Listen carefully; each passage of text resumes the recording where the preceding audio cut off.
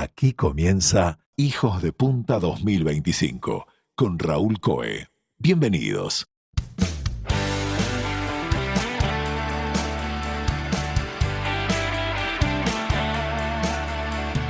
Amigas, amigos, buenas tardes y bienvenidos a Hijos de Punta. Hoy en el programa vamos a hablar de deporte, vamos a hablar de prisiones, vamos a hablar de transformaciones personales y una experiencia que empezó como un intento muy heroico y que terminó siendo el disparador de todo un movimiento que está lleno de rebotes positivos. Ya van a ver de qué se trata esto.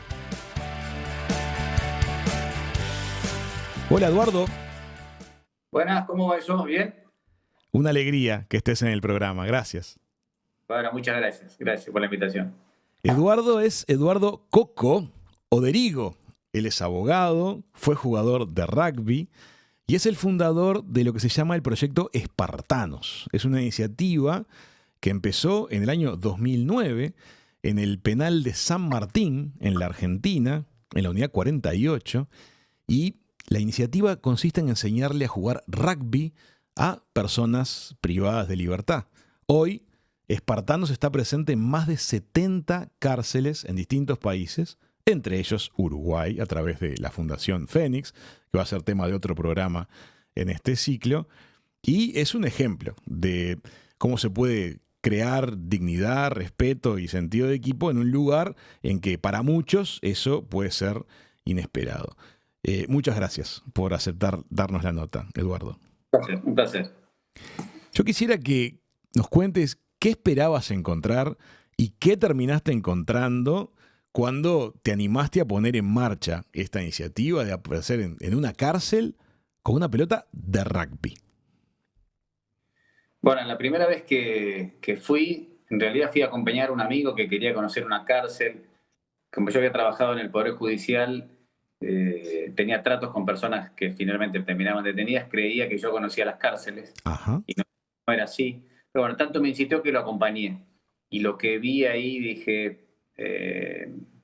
acá los que nos miraban feos van a salir en libertad y van a cometer delitos peores. Y yo estaba casado con mi mujer y teníamos varios hijos en ese momento y dije, por nuestros hijos, el día de mañana se van a cruzar conmigo, por ahí yo puedo andar en un auto, pero mis hijos van a andar en colectivo, o van a estar en la calle, yo voy a estar preocupado si no llegan a 12 de la noche, cuando sea un poco más grande. Dije, por nuestros hijos, empecemos por ahí, ¿qué haríamos distinto?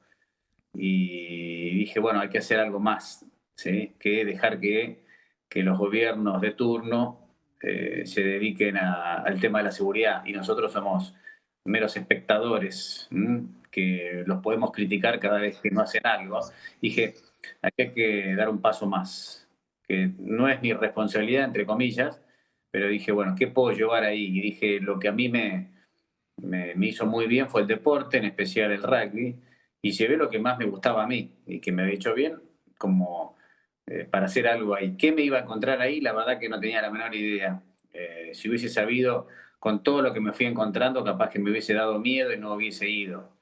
El desconocimiento, el no saber qué había del otro lado, por suerte, no me frenó para hacer ese primer pedido de entrenar ahí en la cárcel y vaya a saber con quiénes. Bueno, lo hice, fui con otro amigo porque mi amigo inicial no quiso venir y fui con otro y bueno, se hizo un primer entrenamiento allá, como dijiste, en marzo del 2009, ya pasaron más de 16 años. Eduardo, pero contame, este penal en San Martín, en Argentina, donde ustedes inician la iniciativa, estamos hablando de un penal de individuos considerados de alta peligrosidad, media, un mix de todo. ¿Qué calidad edilicia tiene ese penal? Contame a qué contexto aterrizaste. Era cárcel de máxima seguridad. Porque cuando lo pensé dije, si voy a hacer algo con los que se portan bien adentro de la cárcel, y mucho cambio no vamos a hacer, porque si ya estaban encaminados en salir y no reincidir, si voy a hacer algo de esta naturaleza, que sea con los peores. Y en una cárcel de máxima seguridad, y en un lugar que ediliciamente no estaba a la altura, una cancha que estaba toda inundada, llena de tosca, de piedra. Fue lo primero que vi y dije, bueno, vamos por lo más difícil. Si vamos a hacer algo, que sea por ese lado. Así arrancamos. Y contame cómo se dieron los primeros pasos, cómo se empezó a dar la cosa, pero llegá al detalle, contame lo que era sacar a las personas privadas de libertad de las celdas y decirles, hoy vamos a hacer esta actividad. Contame el minuto a minuto de esos primeros momentos. Cuando llegamos, más allá de que el ingreso nos tardamos como 1 hora y pico en llegar a la cancha, nos querían desgastar, ya como diciendo, acá no entra nadie. ¿Sí? Y la gente que entra, que venga poco porque es un mundo distinto. No tanto por los presos, sino por los guardiacárceles que digo, no me vengas a controlar. Si vos te metés acá adentro, hay ojos que nos van a ver. Si hacemos las cosas bien o las hacemos mal, nadie nos dice nada, pero si hay alguien de afuera que ve que hacemos las cosas mal, capaz que le van a decir a alguien, es como que te quieren expulsar. Entiendo. Pero Había me di riesgo de cuenta. denuncia de cosas de repente. Exacto. Ujú. Con el tiempo me di cuenta un poco de por qué nos quiere sacar esta gente si estamos tratando de hacer algo bueno. Pero bueno, en definitiva, cuando llegamos a ese primer entrenamiento, tampoco querían traer gente a entrenar. Entonces no quieren jugar, y había 600 personas detenidas. Nadie quiere jugar un deporte nuevo, una actividad. Y se les colaron, trajeron uno solo. ¿Sí? Uno. Uno. El director trajo uno, de 600 trajo uno, como diciendo, viste que acá esto no iba a aprender, pero se le colaron 9. Mira. De los peores. Se le parecieron en la cancha 9, porque había 2 en la cancha de entrada, que eran como los que cuidaban, se fueron a buscar amigos y vinieron 9.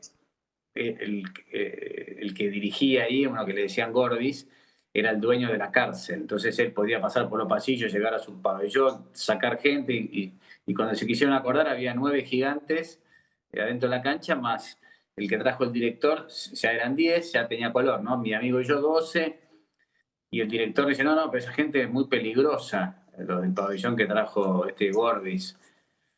Igual yo vi que había varios guardias y que miedo, bueno, claro, cualquier cosa los guardias hacen algo, ¿no?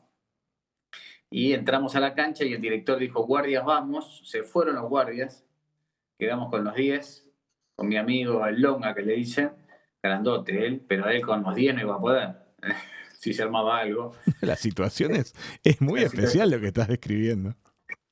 Hicimos una ronda, le dije, bueno, vamos a hacer un deporte nuevo. Y vinieron en realidad para salir de la celda, no para mucho más, ¿no? Para no estar tan metido en la cama. Y a ver qué era esta, la cancha era un desastre, así que tampoco que invitaba mucho a nada. Y veía una pelota que picaba para cualquier lado, ya no les gustaba porque no era redonda. Entonces la tiraban al piso y picaba para cualquier lado, y encima era de tosca. Y nosotros que le queríamos hacer una entrada en calor, y no sé qué, no querían. Hasta que al final empecé como a los gritos y salieron a dar hicieron un ida y vuelta, pero ya de los 10, cuando volvieron 8, 2 se quedaron fumando en el fondo. Y otra vueltita más y salieron 5, flexiones de brazos, se tiraron 3, abdominales 1 solo, y se acabó la nafta. Está bueno que lo describas porque tiene justamente la dosis de verdad y de realismo que tuvo. No es un colchón de rosas esto. No, por supuesto. Para nada. Ahora, vamos a hacer, ¿qué te parece el salto temporal que vos decidas? Y contame cómo se fueron dando las cosas. Y con el tiempo... ¿Ustedes iban con qué frecuencia? Y ahí sí, terminó ese entrenamiento, este era un martes, y uno nos dijo, qué lindo que estuvo, otro qué bueno que me gustó, taclear el partido, que armábamos, estaba más o menos algo al final, alguna devolución positiva hubo. Y uno dijo, mirá, acá la gente viene, como en todos lados, va una vez a un lugar, va, le pintan la casa a alguien, se sacan una foto, dicen, lo suben a sus redes, qué buen pibe que soy, que fui un día a pintar algo, a regalar 7 pares de zapatillas que me sobran, y no ven nunca más. Ustedes van a hacer lo mismo, ¿no? Ustedes no vienen nunca más. Y me mojó la oreja y yo ahí nomás le dije, mira, no habíamos hecho un master plan de nada. Y le dije, vamos a venir todos los martes. Y mi amigo que estaba al lado me dijo, yo venía hoy, como diciendo, no me enganches en esto todos los martes. Y así a partir de ahí empezamos a ir todos los martes, lluvia, granizo, todos los martes. Bueno, hace 16 años que es todos los martes. Y ahí empieza a aparecer lo que yo digo, que se empiezan a apasionar por algo. Les empezó a gustar golpearse con reglas, porque la violencia la tienen casi desde que nacieron, ¿eh? Su padre que le pegaba, la madre que presencia, la violencia la tienen grabada a fuego. Y en las cárceles es muy parecido, pero nosotros no les llevamos catequesis, ¿sí? Para que arranquen. Les llevamos, ¿querés tu violencia? Vamos a canalizarla de esta manera, con un buen tacle, ¿sí? Pero de la cintura para abajo, con reglas. ¿Puedo ser violento? Sí, todo lo que quieras, pero con reglas. Y les empezaron a gustar, se empezaban a medir. ¿Sí? Antes se medían con un cuchillo a ver quién era más fuerte, y acá se empezaban a medir a ver quién golpea más fuerte dentro del rugby. Y no solo que sus jugadores, sus compañeros los felicitaban, sino que al contrario le decía, che, qué buen tackle. ¿Sí? Mirá vos. Empezó a haber otra cosa, y dijimos, es por acá. Apasionémoslos por algo que les sale fácil. Yo entreno chiquitos de 10, 11 años y tienen miedo al contacto. Ellos de entrada también tenían miedo al contacto. Yo les decía, che, para agarrar un arma son muy machos, pero para taclear a fulano sin nada, no te animás, dale. Y se empiezan a animar y las caras cambian. Uno de ellos me dijo, en esta hora y media de tacles, con una sonrisa me dice, me saqué 2 años de odio. Qué fuerte. Descarga, y sacan, y tiran adentro de la cancha, y salen con una sonrisa. Necesito... Uno dice, no, pero yo tengo un montón de problemas, que venga un psicólogo, hasta que venga el psicólogo tardan 6 meses, no tengo con quién hablarlo, pero vengo acá dentro de la cancha y me descargo todo, y ya estoy mejor para el día a día. Y cuando se logró eso, dije, bueno, vamos a incentivar más.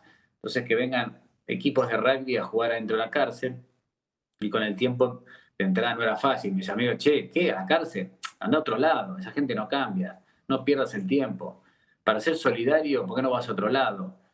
Y es verdad, entre los 1000 lugares para ir a hacer altruismo, el lugar número 1000 es la cárcel, ¿sí? Las 999 están antes. Cualquier cosa que me diga está antes que ir a la cárcel para hacer altruismo. Pero después está una pata que es la pata egoísta, que era para que no nos maten cuando salgan. Cuando me lo cruce en la calle de casualidad, algún día me pasa, y que sea un saludo y no sea un choreo que termina en un cementerio, ¿no? Y ahí somos los número 1. No dejen de hacer esto, sigan con esto, sigan ahí, es por ahí, sí, fantástico. Y decime una cosa, Eduardo, a medida que va transcurriendo este proceso, y me imagino que se van sumando más reclusos, que se corre la bola y se dicen, vamos que está bueno, y son cada vez más personas. ¿Cómo resolvieron la parte de infraestructura? Me decías que la cancha estaba muy rústica en la primera visita. El rugby requiere caer de rodillas al piso con gran frecuencia y a velocidad. ¿Hubo mejoras en ese aspecto? ¿Ellos participaron de eso? Los primeros 8 años jugábamos en esa cancha de tosca, piedra inundada, a nadie le importó nada, salir con frutillas, quebraduras, la nariz te quedaba acá, ¿sí? Y se la acomodaban de vuelta, porque, te repito, les empezó a gustar y veían que estaban mucho mejor ellos. No sé qué me pasa, pero no tengo tanto resentimiento con el de al lado. Me preocupa lo que le pasa a fulano de tal, que antes no me preocupaba nada a nadie. Se empezaban a dar cuenta que tenían esto de sentido de pertenencia, ¿sí? De pertenecer a un equipo, y darle ese valor que empieza a ser valioso cada uno de los jugadores, porque los ayudan a no perder, ¿sí? Empezaron a adquirir valores dentro del juego, y pasó el tiempo, te digo, como 8 años, y un día dijimos, cuando hicimos una fundación, dijimos, lo primero que queremos hacer es mejorar esta cancha. ¿Y qué hacemos? Le ponemos tierra, lo vamos sembrando. No, hagamos la mejor cancha que se pueda hacer. Hicimos una cancha sintética. Ajá. Y pasaron de 20, 30 jugadores a hoy en esa cancha juegan 350 jugadores. De ese penal. De ese penal. Solo en ese penal 350 jugadores. Se fueron contagiando. La gente que aparecía en esa cárcel los mandan unos buzones, es decir, a un lugar de castigo, los nuevos, y tiene una ventanita, y de la ventanita que se ve la cancha verde. Y dice, ¿qué es esto? ¿En una cárcel? ¿En una cancha sintética? yo quiero ser parte de esto. Bueno, ¿y qué juegan ahí al rugby? ¿Qué es eso? Es un deporte. No me importa lo que sea, yo quiero estar en ese verde. Y empiezan a formar parte. Entonces es mucho más fácil atraerlos a que vengan a ser parte con el simple hecho de ver esa cancha, que eso es un llamador. Claro. Y cuando te empiezas a acordar, estás metido hasta acá, ¿sí? Apasionado por esto que no conocían y es parte de la solución de lo que viene después. Así fue como hicimos esa primera cancha. ¿Esa cancha la hicieron por iniciativa personal o contaron con el apoyo digamos, de la estructura de la prisión para financiarla, para ejecutarla? No, de la primera cancha empezamos a ver si lo que queremos es que el Estado no ponga un mango, ¿sí? Bastante plata ponen para tenerla ahí, para seguir poniendo, para que se divierta, porque la sociedad te va a pegar, y con razón. Entonces, todo lo que hacemos es, pensemos qué diría el que está o fue víctima de ellos, ¿sí? O está en contra de que estas personas la pasen bien adentro. Es pensemos con esa cabeza, no con la cabeza de, che, que empaticé con fulanito, con mengano, entonces qué bueno sería. No, pensemos de la peor manera y de ahí para abajo, para no perder el foco, ¿no? Entonces, busquemos empresas privadas que pongan guita. Entonces, a salir a buscar empresas, amigos. Ya a esa altura, después de 8 años, habíamos ido a ver al Papa Francisco, habíamos salido, vinieron los All Blacks, había varias cosas que se habían hecho, había dado publicidad y empezaron a animarse a dar una mano. Bueno, se hizo esa cancha. Y a partir de ahí apareció el dueño de un banco y dijo, che, yo quiero ayudar con canchas. Y empezamos a hicimos 11 canchas más en distintas cárceles de Argentina. Y eso hizo que se multiplique en la cantidad de personas que formaban parte del equipo, al punto tal que ya no hace falta salir a buscar gente. Che, vamos a buscar, ¿vos querés jugar? No, no, directamente vienen. Toda la semana tenemos jugadores nuevos y se suman y se suman y se suman. Entonces hicimos un pabellón con todos los que juegan al rugby. Había 85 personas que juegan al rugby, pero ya cada vez más. Bueno, entonces el pabellón de al lado, otros se fue poblando, 2 pabellones, y después 3 pabellones, y 4 pabellones, ¿sí? Y estamos ahora con esos 4 a punto de armar el quinto y el sexto dentro de la cárcel, que son 12. Y si nos dejan, yo calculo que en menos de un año la cárcel entera va a ser parte de Espartano. Pero ahí es donde aparece para el servicio, para una cosa que venga una fundación o un flaco que viene a hacerse el dueño de esto, entonces empiezan los tironeos. Pero sí está buenísimo. Nosotros no queremos ser los dueños de la cárcel, queremos hacer algo como cárcel modelo para replicarlo en otros lados. Bueno, en ese tironeo, todavía después de 16 años seguimos, por eso solamente estamos en 4 y estamos demorados en hacer esos 2 que ya serían la mitad de la cárcel. Pero bueno, en eso estamos. Pero te quiero preguntar esto. Una vez que el tiempo transcurrió y el proyecto contra viento y marea y contra mucho de lo que uno pensaría a priori, empieza a rodar. Evidentemente había esa conexión de la violencia canalizada con reglas, el deseo de tener ese pisar pasto verde de calidad. Había elementos que permitieron que crezca poderosamente. El personal del centro penitenciario, ¿les comenta a ustedes que hay mejorías, que hay rebotes positivos en la cotidianidad, en la vida diaria del penal, al margen de lo que es el tiempo del entrenamiento? Los grados de violencia bajaron notablemente, me dijeron. Notablemente, como los conflictos bajaron, pero de una manera impresionante. Había un muerto por mes, en todo lo que es referente al tema del rugby, se acabaron ese tipo de cosas, bajaron. Hay diálogo entre el preso y el del servicio. Antes era una imposición, andate para adentro. También violencia, se solucionaban los temas así. Vos te equivocaste, palazo, 4 días guardado y después volvés. Como si fuesen, ni a los animales los tratas así, pero bueno, ahí sí era de esa manera. Pero se fue entendiendo que no queríamos sacar tajada de nada. Y que lo que queríamos era que cuando salgan mejores. Bueno, y eso se fue entendiendo con el tiempo. Hoy ya no nos quieren sacar, porque ya estamos recontra ahí adentro y ven que no le queremos sacar el puesto a ninguno, sino bueno, que queremos ayudar, ¿no? Qué interesante. Y te quiero preguntar esto, Eduardo. Esta experiencia increíble en la que te metiste con mucho coraje, ¿qué te ha ido enseñando a vos? ¿Qué aprendiste vos sobre violencia, sobre dolor, sobre perdón, viviendo esta realidad ahora con tus propios ojos, metido dentro de la estructura penitenciaria? ¿Sos el mismo hoy que cuando arrancó el proyecto? No, claramente no. No sé. Te dijiste una palabra clave que es perdón, ese perdón sin palabras posteriores, sin decir perdón, pero lo que vos me hiciste, esa una manera de pedir perdón que yo tenía y en la cárcel es perdón, punto. Ya está. Se acabó. No hay que agregarle otra palabra.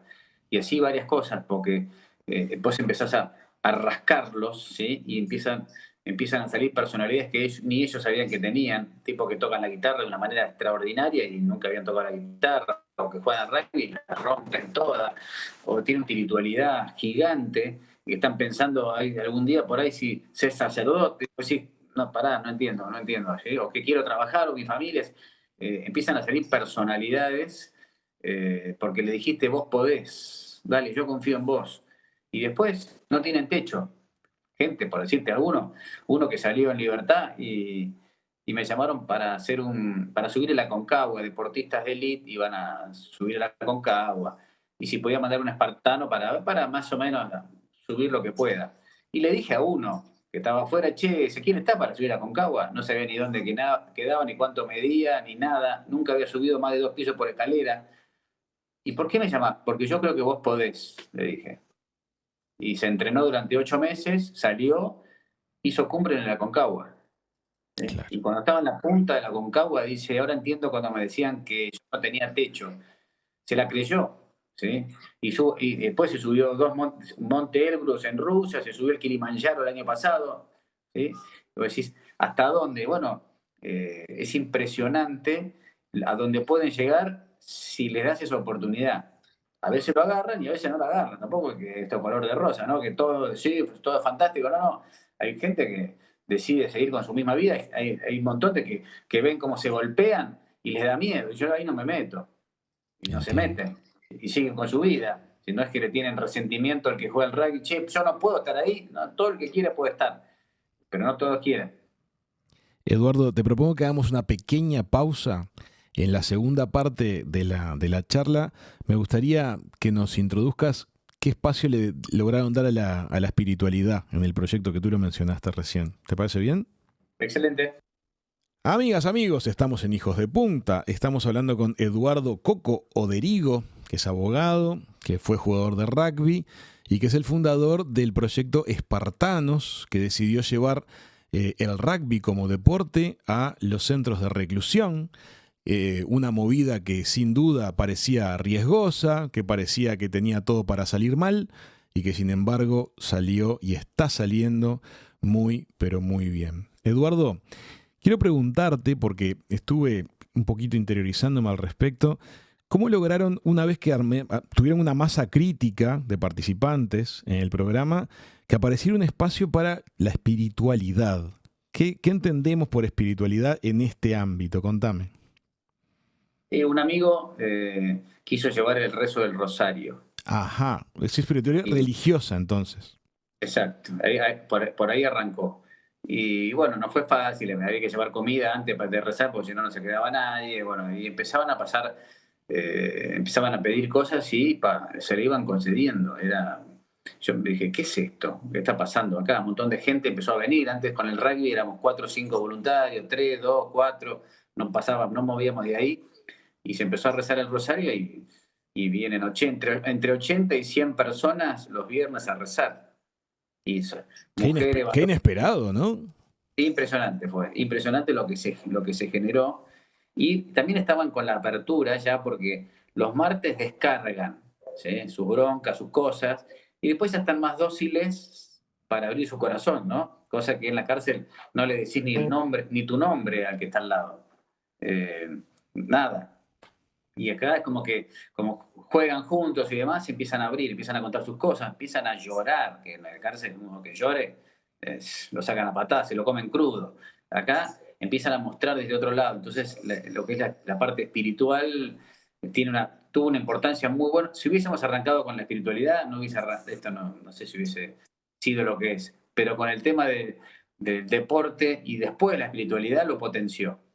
Esa fue la segunda pata que, bueno, obviamente en otras cárceles también se está haciendo y genera infinidad de voluntarios. No hace falta jugar al rugby, ni ser hombre, ni mujer, ni grande que juegue, ¿no? Son adolescentes, señoras de 80 y pico, cualquiera puede venir Es más, de distintas religiones. Tampoco decir, yo no soy católico, entonces no puedo ir. Sí, porque el rosario se reza en 20 minutos y estos encuentros son de 3 horas. Ah, claro. Entonces la espiritualidad religiosa es una excusa para un espacio de vinculación humana, lo que se da. Exactamente. Entiendo lo que planteas. Claro, sí, esa es la pata. Porque también me imagino que hay un montón de la población carcelaria, de la población que está privada de libertad, que por características, no sé, físicas o de edad, no está en condiciones adecuadas de ir a la cancha. Entonces se sentirían tal vez un poco afuera del programa en ese sentido, y esto les dio la puerta para poderse sumar. Exacto, se pueden meter todos, ¿sí?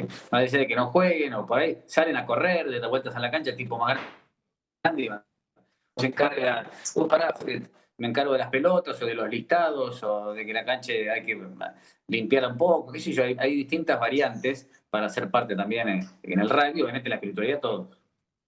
Claro, empieza a aparecer otras esferas, ¿no? de la humanidad que la propia actividad de la prisión las deja fuera. Empieza a ser una cosa más integral.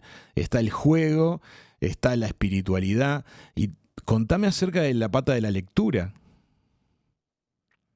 Y después hay gente que no sabe leer.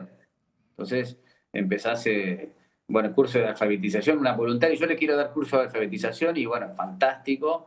Que va y tienen varios chicos que van aprendiendo y después gente que yo le quiero dar un curso para el día de mañana, entonces para eso entonces hicimos 3 aulas y un gimnasio también, aportes privados y se hizo, entonces tenemos un lugar físico como para hacer distintas actividades y eso le da también esa tercera pata que es la educativa. Y una vez que llegaste a esa tercera pata, fantástico, tenés deporte, espiritualidad, educación, y después salen en libertad. Y dijimos, todo muy lindo el rugby, todo esto que estamos haciendo, pero cuando salen no tienen trabajo, queda ahí. Claro. Entonces dijimos, vamos a redoblar un poco más, vamos a poner una cuarta pata, que es la salida laboral. ¿A quién le vamos a pedir trabajo? Y otra vez, a las empresas. Pero para la empresa que quiere dar una mano, que no le descuente el gobierno gastos, ¿sí? Porque están contratando a alguien que estuvo preso. No hay ningún descuento. Bueno, y tampoco te lo quiero imponer. Lo único que le queremos es tomar una entrevista y si en la entrevista esta persona es mejor que otros, lo contratás. Pero no hagas solidaridad con el que acaba de salir en libertad. ¿Por qué? Con los mismos ojos que decías un ratito, la sociedad que va a decir, mi hijo nunca robó y no puede trabajar en tal empresa porque toman el tipo que salieron de la cárcel porque le hacen descuentos impositivos o porque hacen solidaridad o el cupo y todo, entonces pasa a ser injusto. No, ningún descuento, no hagan solidaridad. Si les conviene a la empresa tener a alguien con esta característica que se fue instruyendo y demás, y es mejor que otro, tomarlo, y si no, no lo tomes. En eso, hoy por hoy hay más de 100 empresas que se animaron a dar una oportunidad de escuchar, ¿no? Sacaron la restricción, tenés antecedente, no te tomo, eso sí, dejarlo de lado, ya pagó hasta su último día, no le sigas cobrando su condena, ya la pagó toda. Listo, se terminó, ahora que déjalo competir.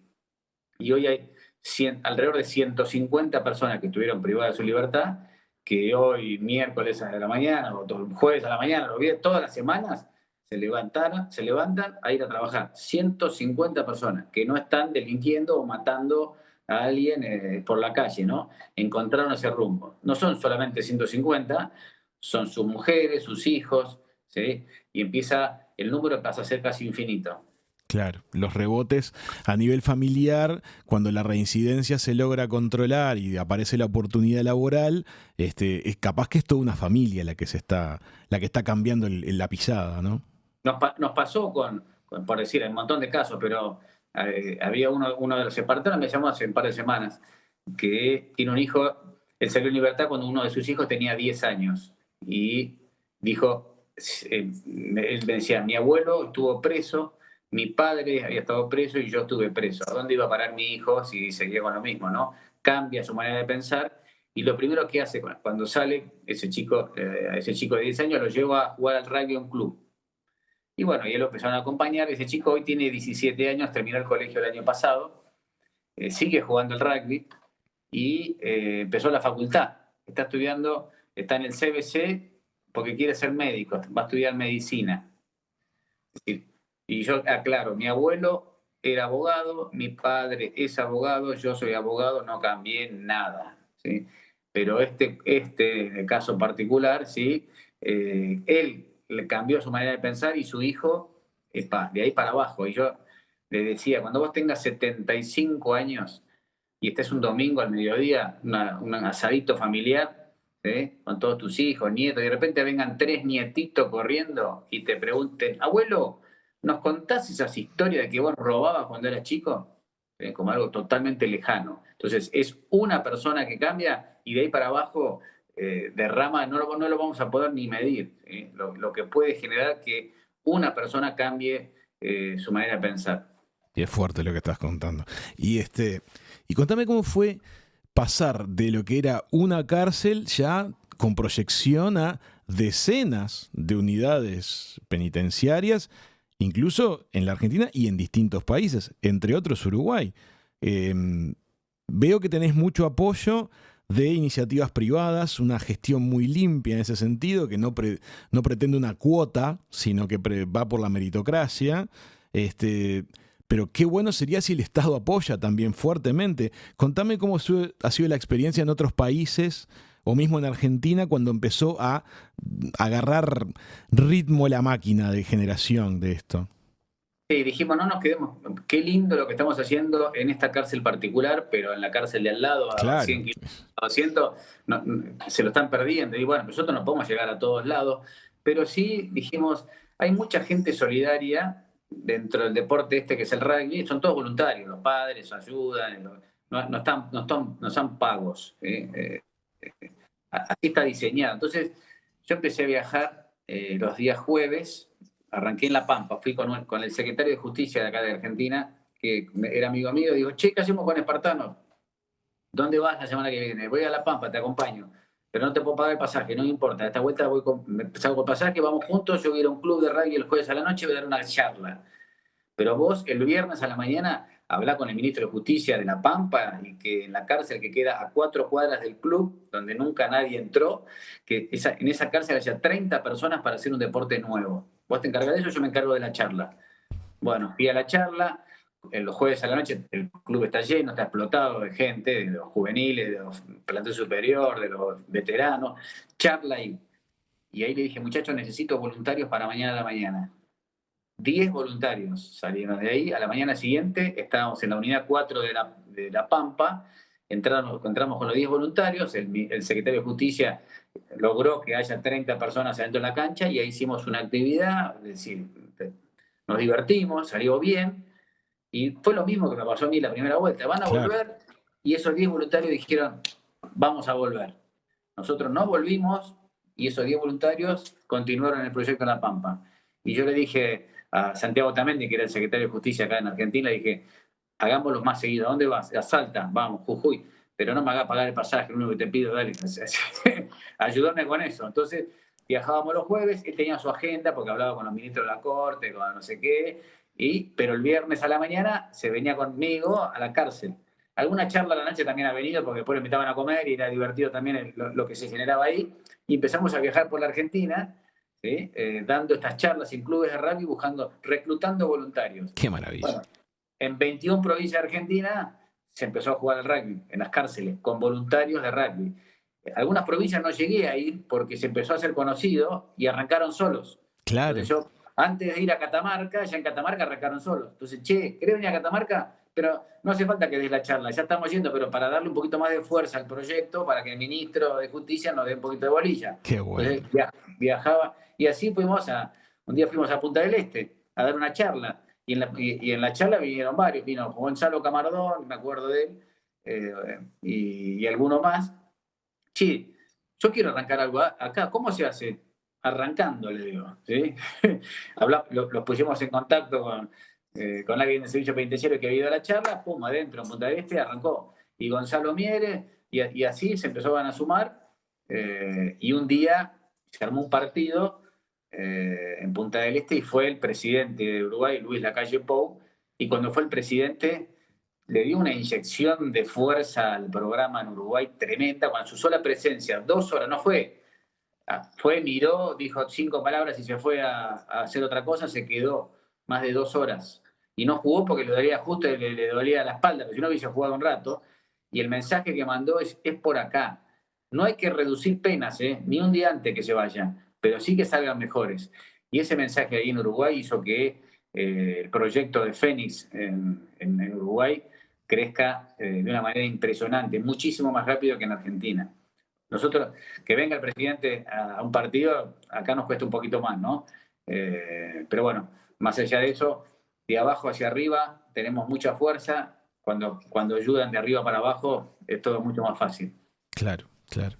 Y decime una cosa, en el programa de lo que es los espartanos cuando salen en libertad y tienen esa red de soporte de oportunidades laborales, ¿cómo vienen vuestros números, vuestra satisfacción? ¿Se está dando el espacio de la inserción laboral con frecuencia o se dan casos aislados? Dame un poco esa perspectiva. De entrada era re difícil. Yo iba a ver a mis amigos que eran, no sé, CEO de empresa. Che, espartano, qué lindo, ¿le contratarías a alguien? No se puede, la política de la empresa no te deja, bueno.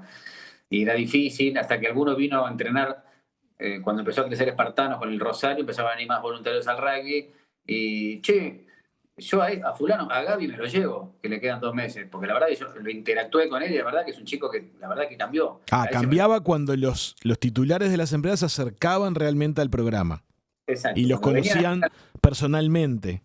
Exacto, cuando venían un martes conmigo, porque son amigos míos, venía a entrenar, bueno, vamos a ver qué es esta experiencia, epa, y puedo seguir viniendo, y bueno, cuando puedo vengo, y venía, che, siempre me cruzo con fulano, la verdad que este chico está muy bien, se van 2 meses, hasta que uno agarró y le dijo, che, vos Ezequiel, ¿en cuánto salís? En 3 meses, vos vas a laburar conmigo. ¿En serio? Le dijo, sí, y le cumplió, tenía franquicia de comida rápida, y empezó a trabajar ahí, y otro tenía una marca deportiva, y se llevó otro. 2, 3, tampoco que todos los CEOs de empresas van a la cárcel a entrenar, ¿no? Te entiendo. Así arrancó. Y después, yo seguía pinchando, pero no había caso. No había caso, era difícil.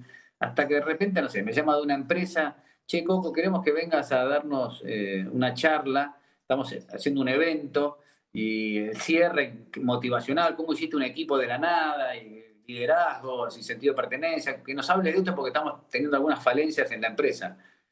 Bueno, te vamos a pagar. ¿Cómo me vas a pagar porque vayas a hacer esto? Y yo decía, no.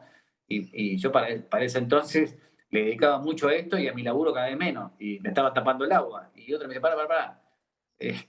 La empresa tiene un problema, la empresa, ¿sí? Vos se la querés solucionar, que te paguen la charla, como hace cualquier orador. Y ahí empecé, bueno, pagame. Tengo un representante hoy por hoy que me vende como si fuese Nando Parrado, Canesa, Jaime y todos juntos. Y entonces voy a dar una charla a esta empresa y cuando termina me dice, ¿en qué ayudamos? Vengan a ver. Claro. Podemos ir con el grupo y van 15 a ver, empiezan a pasear. ¿Y qué más podemos hacer? Dar trabajo.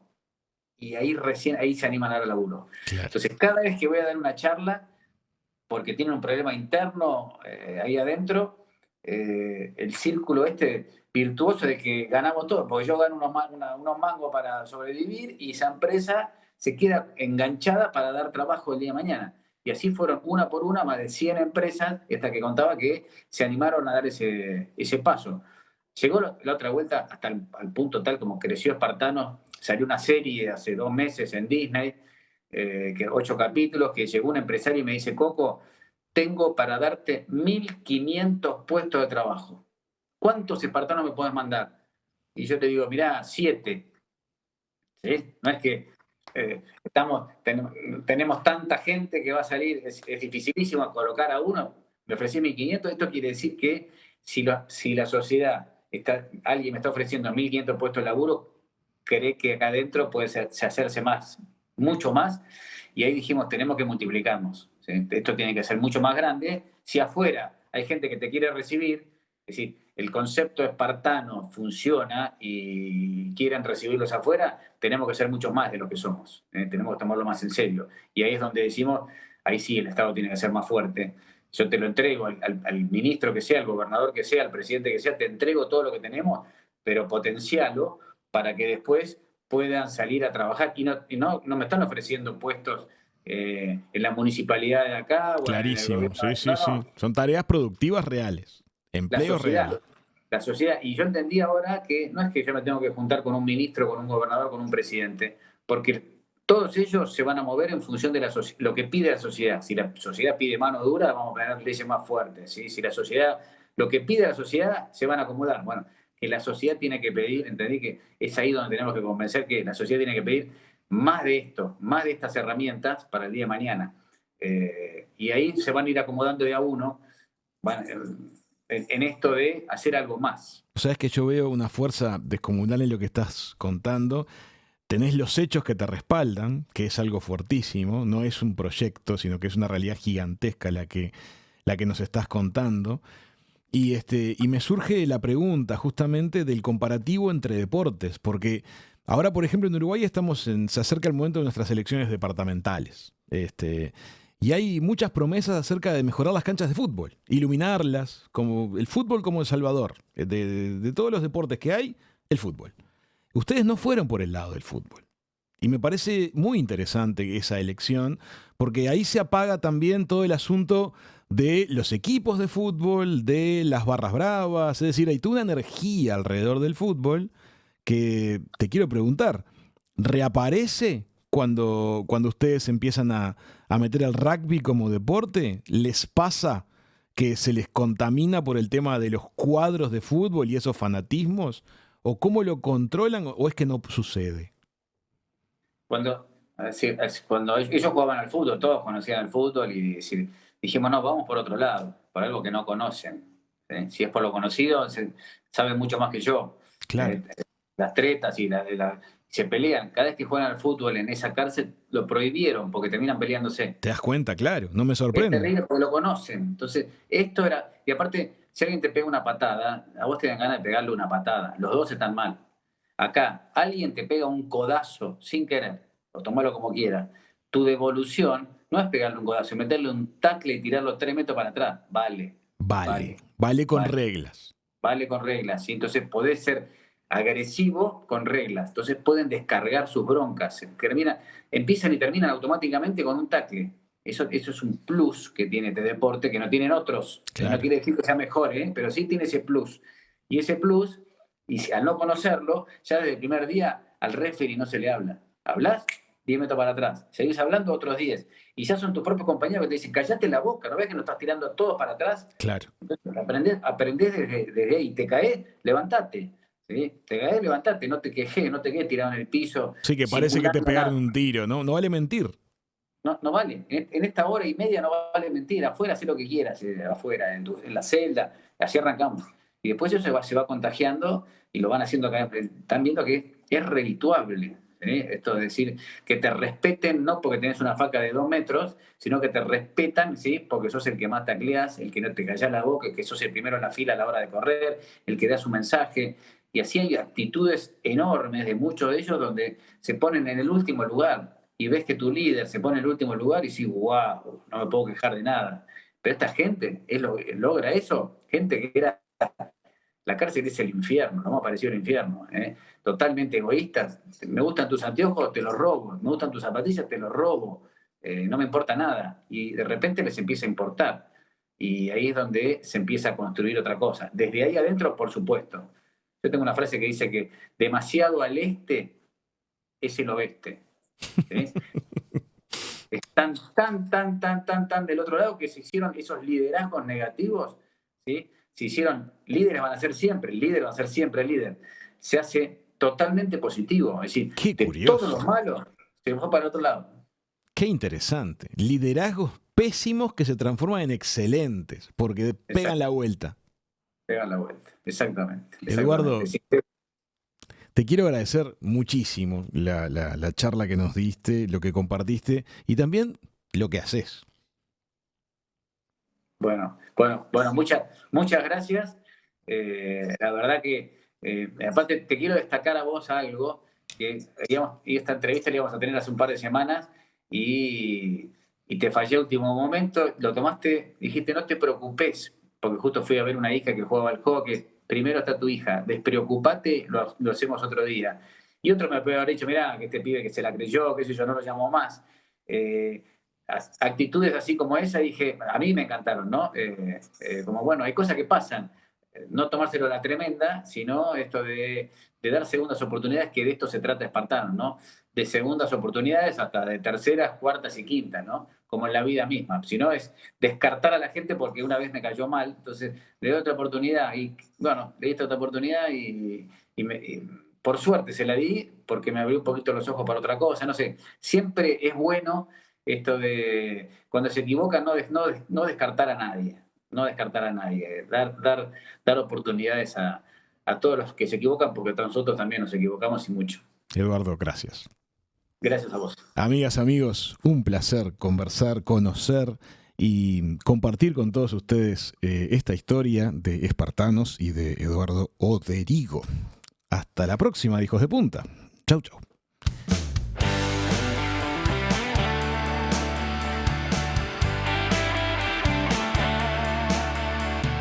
Siempre que quieras, las entrevistas de Raúl Coe están en Spotify, YouTube y en hijosdepunta.com.